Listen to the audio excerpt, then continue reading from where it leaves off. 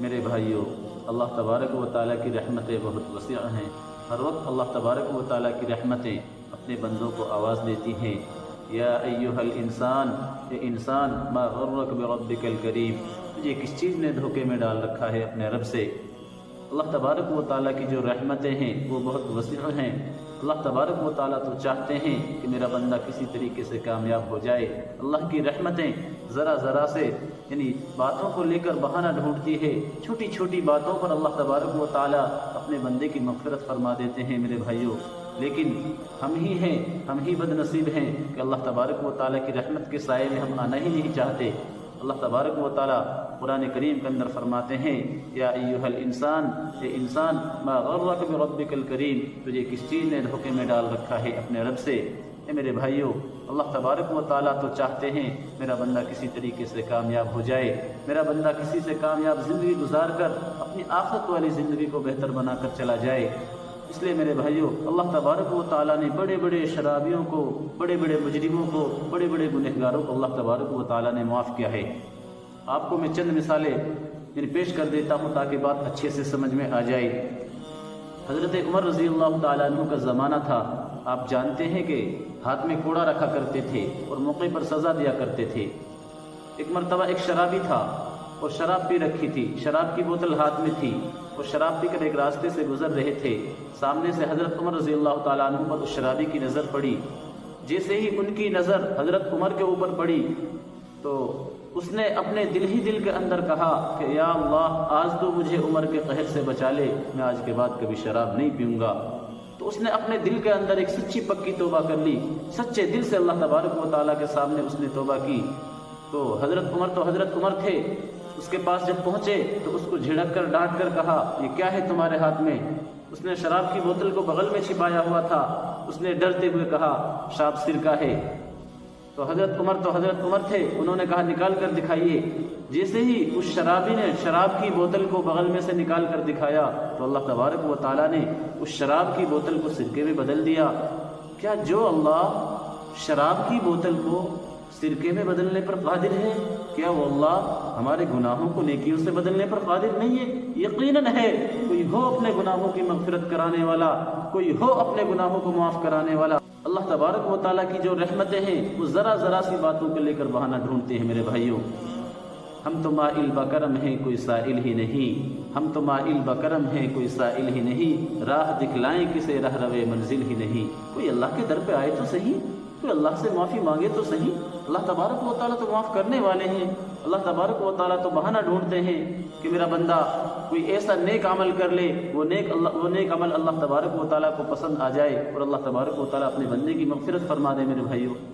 بشر حافی رحمۃ اللہ علیہ بہت بڑے شرابی گزرے ہیں، ہر وقت شراب کے نشے میں مدہوش رہا کرتے تھے۔ ایک مرتبہ ایک راستے سے گزر رہے تھے اور راستے میں کاغذ کا ٹکڑا تھا، اس پر لفظ اللہ لکھا ہوا تھا۔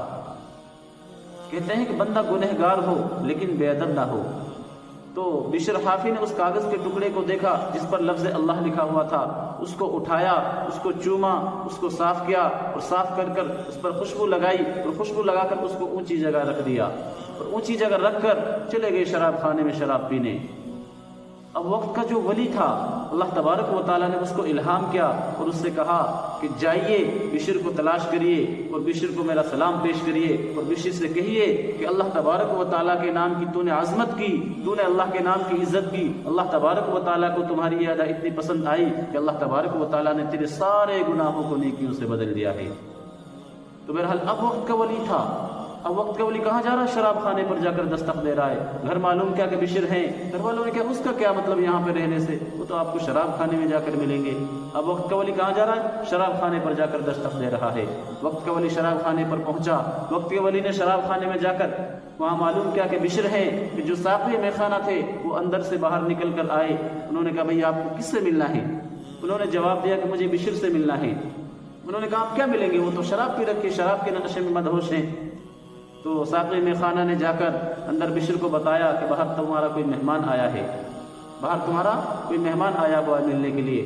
تو بشر نشے کی حالت میں جھومتے ہوئے آئے، اس وقت شراب پی رکھی تھی، نشے میں جھومتے ہوئے باہر آئے، اور جس وقت وہ باہر آئے تو اس وقت وہ ننگے پیر تھے، اور جو یہ اللہ کی طرف سے اللہ والا تھا جو اللہ کی طرف سے بھیجا ہوا تھا، اس نے کہا کہ مجھے اللہ کی طرف سے بھیجا گیا ہے، اللہ نے آپ کو سلام پیش کیا ہے، اور اللہ نے کہا ہے کہ بشر سے کہنا کہ اللہ تبارک و تعالیٰ کو اس کی یہ ادا اتنی پسند آئی ہے کہ اللہ تبارک و تعالیٰ نے اس کے سارے گناہوں کو نیکیوں سے بدل دیا ہے، اور اللہ نے آپ کو خصوصاً سلام بھیجا ہے۔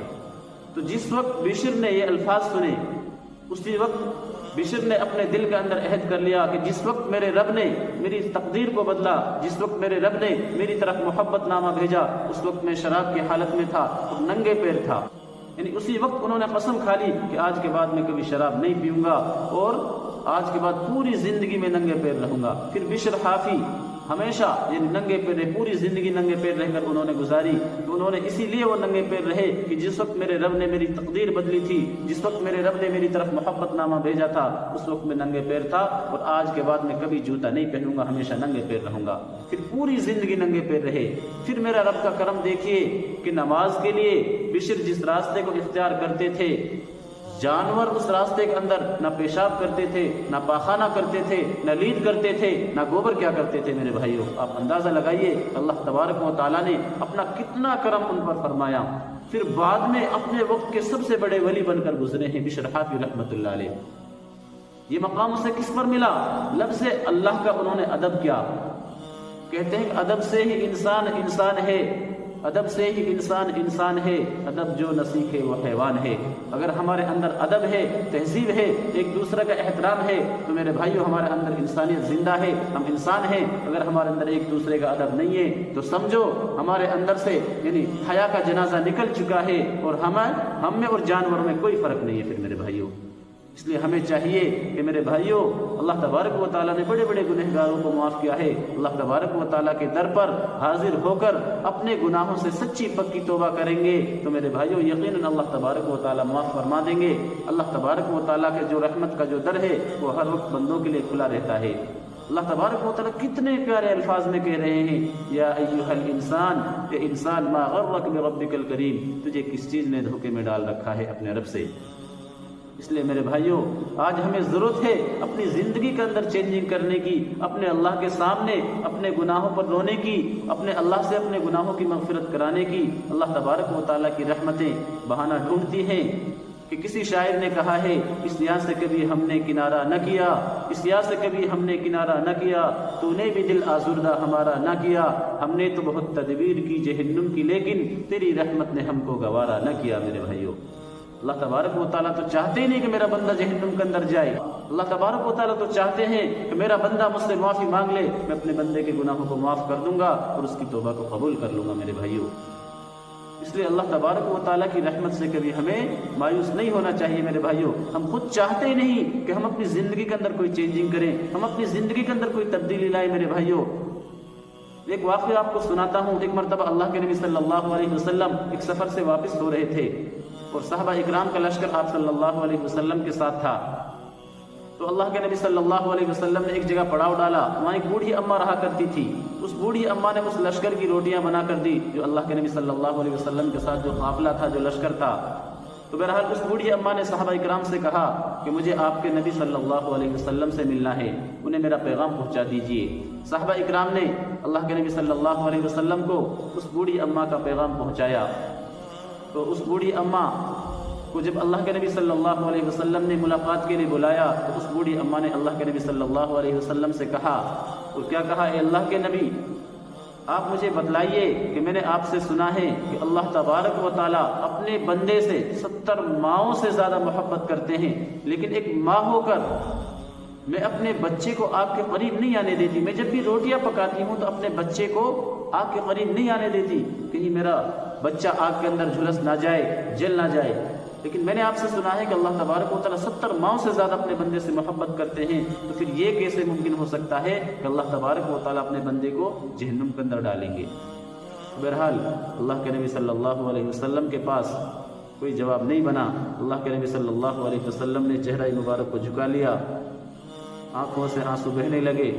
اس کے بعد میں تھوڑی دیر کے بعد حضرت جبرائیل علیہ السلام قرآن کی ایک آیت لے کر نازل ہوئے، اور اللہ تبارک و تعالیٰ نے اس آیت کے اندر پیغام دیا کہ محمد آپ اس بوڑھی اماں سے کہیے کہ وما ظلمهم اللہ ولکن كانوا انفسهم یظلمون، بلکہ اللہ تبارک و تعالیٰ ان کو پر ظلم نہیں کرتے بلکہ یہ خود اپنی جانوں پر ظلم کرتے ہیں کہ اللہ کی در کی طرف آتے ہی نہیں، اللہ کے گھر کی طرف آتے ہی نہیں، اللہ تبارک و تعالیٰ سے توبہ کرتے ہی نہیں، اللہ تبارک و تعالیٰ سے اپنے گناہوں کی معافی مانگتے ہی نہیں۔ تو اس لیے میرے بھائیوں، ہم خود اپنی جانوں پر ظلم کر رہے ہیں، اللہ تبارک و تعالیٰ ہمارے اوپر ظلم نہیں کر رہے کیونکہ ہم اللہ کی طرف آتے ہی نہیں۔ اللہ تبارک و تعالیٰ ہمیں بلا رہا ہے حی علی الصلاۃ، آؤ نماز کی طرف، حی علی الفلاح، آؤ کامیابی کی طرف۔ اس کے باوجود میرے بھائیوں ہم اپنے کام میں مشغول ہیں، اپنے دکان میں، تجارت میں، کھیتی باڑی میں مشغول ہیں اور اللہ کے گھر کی طرف ہم چلتے ہی نہیں، اللہ کو ہم یاد کرتے ہی نہیں۔ تو میرے بھائیوں آپ اندازہ لگائیے کہ جب ہم اللہ تبارک و تعالیٰ کو یاد ہی نہیں کریں گے تو ہم خود اپنی جانوں پر ظلم کر رہے ہیں، ہم کسی کا کوئی نقصان نہیں کر رہے میرے بھائیوں۔ اس لیے میرے بھائیوں ہمیں چاہیے کہ ہم اللہ تبارک و تعالیٰ کی بارگاہ میں حاضر ہو کر اپنے تمام گناہوں کی اللہ تبارک و تعالیٰ سے معافی مانگیں، سچے دل سے معافی مانگیں۔ اس کے بعد عہد کر لیں کہ آج کے بعد ہم اپنی زندگی میں یعنی اپنے گناہوں کو دوبارہ نہیں دہرائیں گے، جن گناہوں کو ہم کر چکے ہیں ان کو دوبارہ نہیں کریں گے، ان سے سچی پکی توبہ کر لیں، آج ہی توبہ کر لیں۔ موت کا کوئی بھروسہ نہیں ہے میرے بھائیوں کب آ جائے، اس لیے کہتے ہیں کہ صبح کا بھٹکا ہوا اگر شام کو گھر آ جائے تو اسے بھٹکا ہوا نہیں کہتے میرے بھائیوں۔ اگر ہم نے اپنی پچھلی زندگی میں گناہ کیے ہیں تو آج سچی پکی توبہ اللہ کی بارگاہ میں حاضر ہو کر لیں، یقیناً اللہ تبارک و تعالیٰ معاف فرما دیں گے میرے بھائیوں۔ اللہ تبارک و تعالیٰ معافی کو پسند فرماتے ہیں۔ اللہ تبارک و تعالیٰ سے میں دعا گو ہوں، اللہ تبارک و تعالیٰ مجھ کو اور آپ لوگوں کو اللہ تبارک و تعالیٰ ان تمام باتوں پر کہنے سننے سے زیادہ عمل کرنے کی توفیق نصیب فرمائے۔ وآخر دعوانا الحمد للہ رب العالمین۔